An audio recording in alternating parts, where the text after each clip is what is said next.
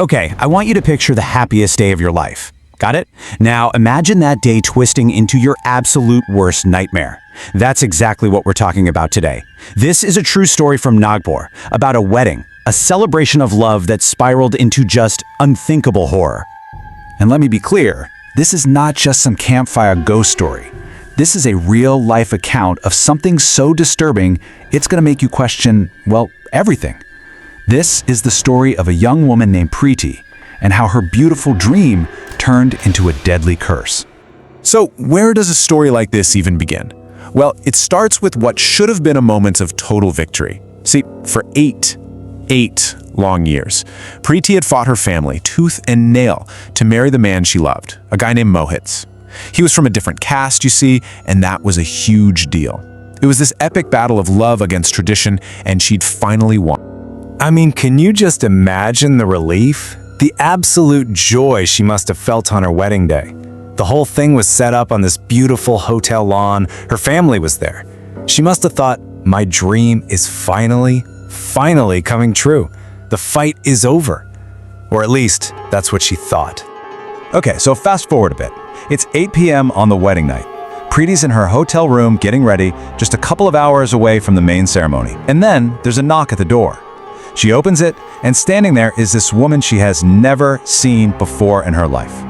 She's kind of imposing, and her makeup is, well, it's just jarring. Way over the top. And this woman's vibe is just off. She's aggressive, almost hostile. She actually snaps at Preeti, saying something like, "You have no manners, I've been knocking forever." Before Preeti can even figure out what's going on, the woman just shoves this golden gift box into her hands, mutters that it's from someone else, and then poof, she's gone. Just vanishes as fast as she appeared. So Preeti is just standing there, totally confused, right? But it's her wedding day, she doesn't want to ruin the mood. So she opens this beautifully wrapped box, and her stomach just drops. Inside, it's this disgusting mess. Spider webs, fungus, and this awful rotten smell hits her. But what was underneath all that filth was so much worse. And this is the exact moment her world starts to fall apart. Tucked into all that rotten decay is a small photo frame with the picture facing down. Just a single photograph that was about to completely shatter her reality. So she picks it up, turns it over, and I'm sure her breath just caught in her throat. It's a photo of Mohit, her Mohit, and he's wearing the exact same wedding sherwani she'd so lovingly designed for him. But he's lying on the ground, disemboweled, in the very same garden where they were supposed to get married in just a few hours. Pure, absolute terror just floods her system. She's frantically calling Mohit, but his phone just rings and rings, nothing. She tries her parents, her sister, nobody picks up. She is totally, completely alone with this horrifying secret. In a total panic, she just throws the photo out of her 6th floor window and decides, tradition be damned, she has to run down to that garden herself. She has to see. So she's sprinting for the elevator, and as she runs, the lights in the hallway start to flicker on and off. The elevator doors slide open, and what she sees is just impossible. It's her sister, her own sister, with this bizarre, totally unnatural smile plastered on her face, and she's walking hand in hand with this grotesque, demonic thing. Eventually, her family finds her, in a complete state of shock. And they do what families sometimes do, they just brush it all off.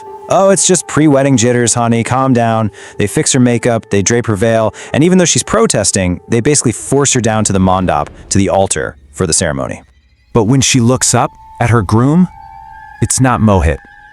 It's like reality itself just split in two. Everyone else, they see a happy, smiling groom. But Preeti, she sees a monster. A creature with these hollow, empty eye sockets, a hideous, grotesque smile, and some kind of red liquid dripping from its mouth. She knew what she was looking at. It was a pishak, a demon. And that's when she just snaps. She completely loses it. She's screaming, "This is a ghost! This isn't my husband! Mohit is dead!" And she starts literally beating this thing with her wedding garland. The whole place just erupts into chaos. And everyone, including her own family, they were all convinced she'd just gone completely insane. Somehow, I don't know how, but the wedding was forced to finish. But instead of starting a happy new life, Preeti started this terrifying new journey. Her family, now totally desperate, started taking her from one spiritual healer to the next, trying to find a cure for what they just saw as a sudden bout of madness. So for the next month, her life was just a living hell. You know, they first took her to a tantric, and this guy tried for weeks and then just gave up. He flat out told them, her case is beyond my power. He's the one who sent them to a powerful Aghori, a mystic who, lives in cremation grounds. They were getting desperate. And this Aghori, he takes one look at her and gives them this terrifying explanation. He says, look, Preeti isn't crazy. She's the victim of a really powerful curse called Nazarband. It's basically an illusion spell. It traps the victim in a whole separate, horrifying reality, so they can only see what the person who casts the spell wants them to see. But it got so much worse. This wasn't just an illusion. The Aghori said it was combined with something called Maran Kriya, which is a death spell. It's a curse cast with one purpose and one purpose only, to kill the target. And then he delivered the final, absolutely devastating blow. He told them the curse was designed to kill her, and her only chance, her only hope, was to somehow survive this one night, the new moon night. So, despite all the family's desperate prayers, despite the Aghori's warnings, the black magic that had been unleashed was too strong. The illusion had done its job, it had served its dark purpose. Preeti didn't make it through the night. She died. Her dream wedding, the one she fought for 8 long years, it ended in a real-life nightmare that she could never, ever wake up from. The curse was complete. And what about that strange, aggressive woman who delivered the gift? Well, she was never seen again. We have no idea who she was, what her motives were. It's all a complete mystery. And that leaves us with this final, really chilling question that just kind of echoes from Preeti's tragic story. On the most important day of your life, how easily could one single strange moment with one single stranger unravel everything?